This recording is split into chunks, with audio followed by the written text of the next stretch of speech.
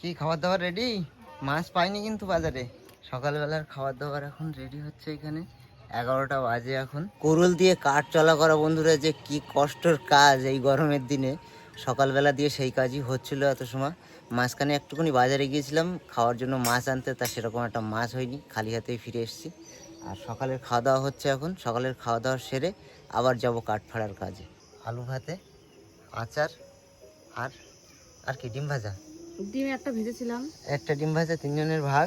না না, আমি ভাগ নেইনি। তুমি ভাগ নেওনি? না। তাহলে আমরা দুজনে ভাগ। আচার হলে আর কিছু লাগে না, সকালবেলায় দারুণ লাগে আচার দিয়ে ভাত খেতে, সেদ্ধ ভাত। চলো খাওয়া দাওয়া করে আবার যাই আস্তে আস্তে। এখন সকাল 11টা বাজে। দুপুরের খাবার আমরা কখন খাবো আজকে ঠিক নেই। এই দেখুন বন্ধুরা, মুরগির ঘরের ভেতরে যে কাঠ সাজানো দেখতে পাচ্ছেন, এগুলো সকালবেলা ফাড়া হচ্ছে। এগুলো এখানে রেখে দিয়েছি আর এখন আবার ফাড়া চলছে। একটা যে লোক নিয়ে কাঠ ফাড়াবো তাই সেরকম লোক পাওয়াই যায় না যে তাদেরকে নেব। এই টুকটাক যা লাগে নিজেদেরই করে নিতে হয়।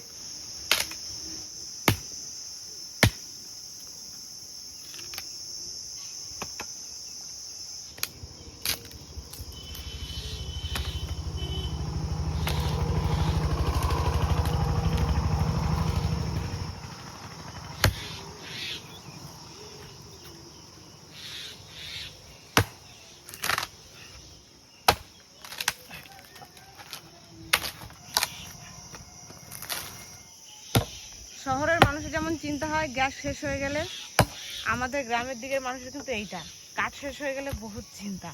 ঘরে কিছু থাকুক না থাকুক, কটা চাল মজুদ থাকবে আর কটা চালা করা কাঠ থাকলে আর অসুবিধা হয় না। একেই বলে হাড় ভাঙা খাটুনি।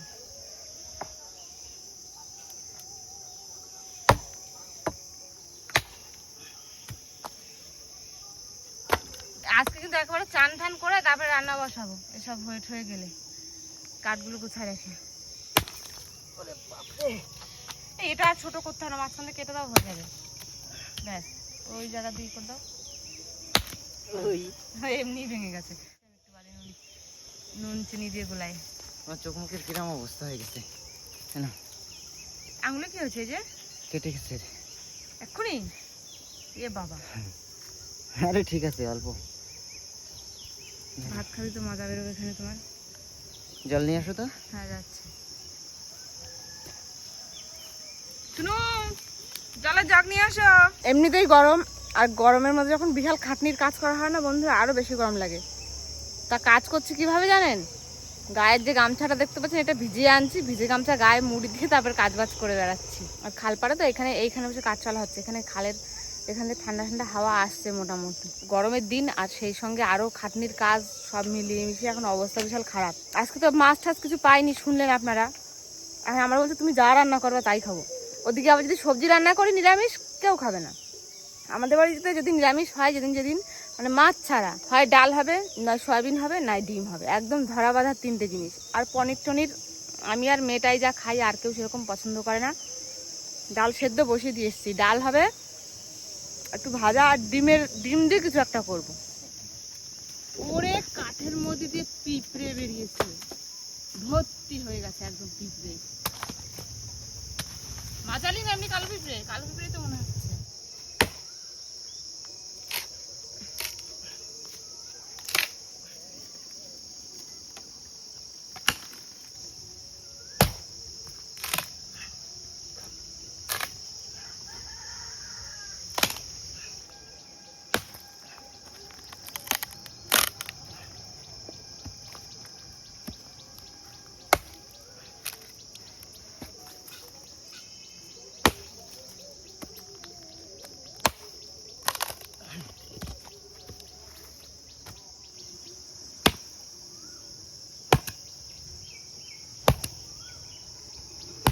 বাবারে কি শক্ত!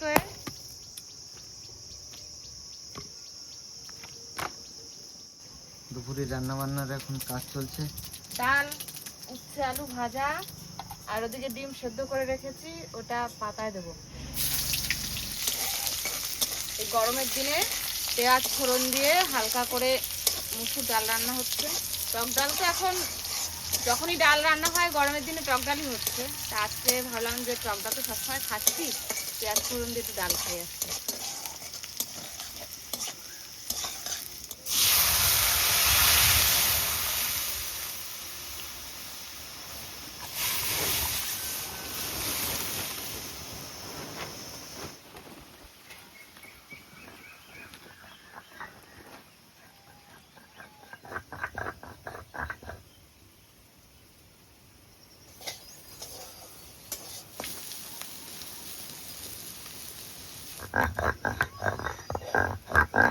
বাটা হয়ে গেছে, এর মধ্যে ছিল জিরে, ধনে, রসুন আর একটু লঙ্কা, এসব বেটে নিয়েছি। এখন আলু কুচানো রয়েছে, এর মধ্যে তুলে দেবো। ডাল রান্না হয়ে গেছে আর ভাজা এখনো কড়াইতে রয়েছে। তা আজকে ওইগুলো আর কি দেখাবো, ডিম পাতায় দিচ্ছে সেটাই আপনাদের দেখাচ্ছি। এইখানে তো যে আলু আর এই যে মশলা রয়েছে, এখানে পেঁয়াজ কুচানো রয়েছে, এটাও এর মধ্যে দিয়ে দেবো। আর এই যে ডিম কিন্তু এরভাবে সেদ্ধ করে নিয়ে মাঝখান দিয়ে অর্ধেক করে নিতে হয়, গোটা গোটা দিলে কিন্তু ভালো লাগে না খেতে। এবার লবণ দেব, হলুদ দেব, দিয়ে দেবো সর্ষের তেল, মাখিয়ে নেব। এই আলুটাই ভালোভাবে মাখালে হয়ে যাবে, ডিম কিন্তু আর মাখাতে হবে না, কারণ ডিমগুলো তো অর্ধেক করা, বেশি চটকে মাখলে তো ভেঙে চুরে যাবে। ওই জন্য আলুটাই ভালো করে মেখে নেবেন, নিয়ে আর ডিমগুলো উপর থেকে সাজিয়ে দিলেই হয়ে যায়। তা এখন আমি হাত ধুয়ে এসে পাতা কেটে নিয়ে আসি। কাটবো বুঝতে পারছি না, এত চওড়া পাতাটা।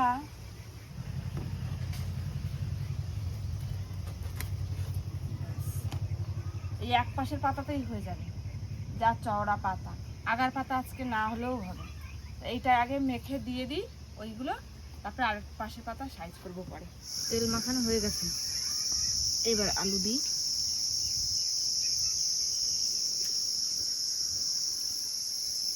এবার ডিমগুলো এতে নেব, একটু করে মশলা মাখাবো আর দিয়ে দেবো।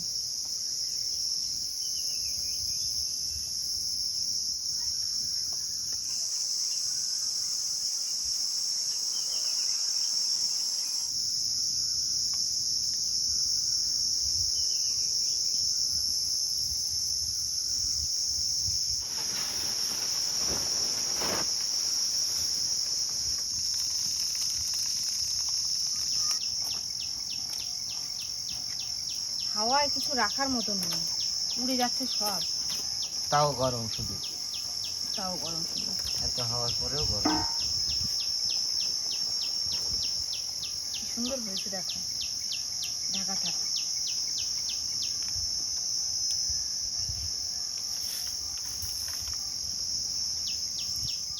দেবো এর মধ্যে। কেন আলাদা খাবি? দাও, ডাবু হাতে ডানা হয়নি, উপর দিয়ে দাও, উপর দিয়ে দাও, ডাল দিয়ে খাই। ডাল দিয়ে পাল দাও। রান্না বান্না তো করা হয়ে গেছে, ওদের দুজনকে খেতেও দিয়ে দিয়েছে, ওরা বসে খাচ্ছে। হাওয়া আছে রান্নাঘরে, এইখানে তো খোলা, ওই জন্য হাওয়া লাগে ভালো, কিন্তু তার মধ্যে একটু গরম লাগছে। তবে ঘরে গেলে বোঝা যায় যে কিরকম গরম, বাইরে অনেক শান্তি। রান্নায় তো আজকে যে ছিল ডাল, লেবু রয়েছে সঙ্গে, উচ্ছে আলু ভাজা, আর কি ডিম ভাজা পাতায়। ডাল দিয়ে মানে ঝোলঝোল করে ভাত খায়, তোমরা এরকম ভাত খাচ্ছ কেন? মানুষ না, বড় মানুষ, সুন্দরবনে থাকে তাই বন মানুষ বলবা। এবার ডাল নেওর সঙ্গে দেবো, দেবো।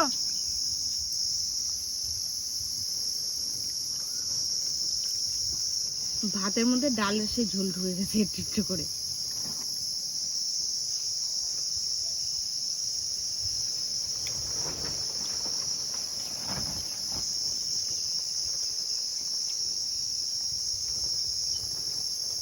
কেমন লাগছে?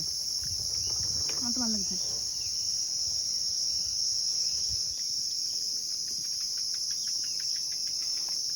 তোদের শেষে আমি খেতে বসেছি, আমার হয়ে গেল।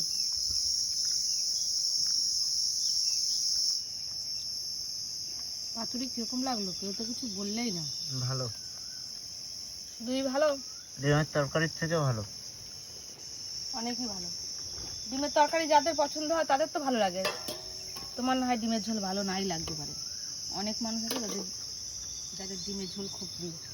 তাই বন্ধুরা, ডিমের ঝোল তো আমরা সবসময় খাই। সবসময় খাই বলতে কি, ঘরে কিছু নেই, ডিম আছে, ডিমের ঝোল রান্না করি। তবে ডিম দিয়ে এরকম সেদ্ধ করে এরকম পাতুরি রান্না করে খেতে দেখুন, খুব ভালো লাগে খেতে।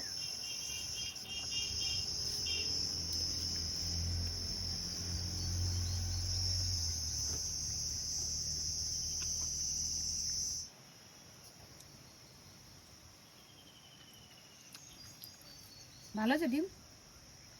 ও ডিমের ঝোল রান্না করলে ডিমটা খেতে চায় না, ঝোল টোল দিয়ে ভাত টাত মাখে খেয়ে নেয়। ডিমটা, ওই সেদ্ধ করা ডিমটা আমাদের তরকারিতে দিলে কেউ সেরকম একটা ভালোবাসে না। তাই যখন মানে খুব সময় কম থাকে, হয় ডিম ভেজে ঝোল রান্না করি, নয়তো ডিমের অন্যান্য পদ করি, নয় শুধু ডিম ভাজা খাই নিরামিষ তরকারির সঙ্গে।